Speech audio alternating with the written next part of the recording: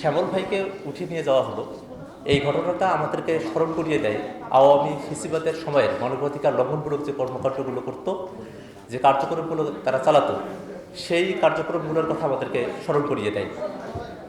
আমরা জাতীয় নাগরিক কমিটির পক্ষ থেকে বরাবরই বলে আসছি যে ফেসিবাদী ব্যবস্থার বিলোপ দরকার, নতুন রাজনৈতিক বন্দোবস্ত দরকার।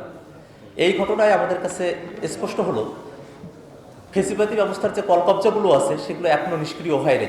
অথবা আমাদের জন্য একটা বড় চ্যালেঞ্জ সমাজের, রাষ্ট্রের এবং বাহিনীগুলোতে যে ফেসিবাদের আখড়া জমেছে, সে আখড়াগুলোকে ধূলিসাৎ করে দেওয়া, এটা আমাদের একটা কর্তব্যের জায়গা বলে আমরা মনে করি।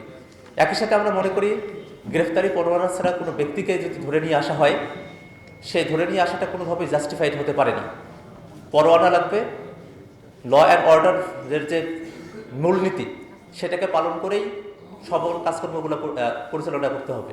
আমরা নাগরিক কমিটির পক্ষ থেকে কালকে প্রেস রিলিজে এটা জানিয়েছি যে এই ঘটনাটা আমাদের জন্য অত্যন্ত দুঃখজনক একটা ঘটনা এবং আমরা আর্মির থেকেই এই ঘটনার আমরা ব্যাখ্যা চাই। এবং সবথেকে বড় কথা, বাংলাদেশে যেন আগামীর দিনে মানবাধিকার লঙ্ঘনমূলক কোনো চর্চা, আওয়ামী ফেসিবাদী রেজিমের যে চর্চা, সেগুলো যেন না থাকে, এই ব্যাপারে জাতীয় নাগরিক কমিটি তার অবস্থান ব্যক্ত রাখবে এবং মায়ের ডাকের সাথে আমরা একযোগে মিলে কাজ করে যাব। ধন্যবাদ সকলকে।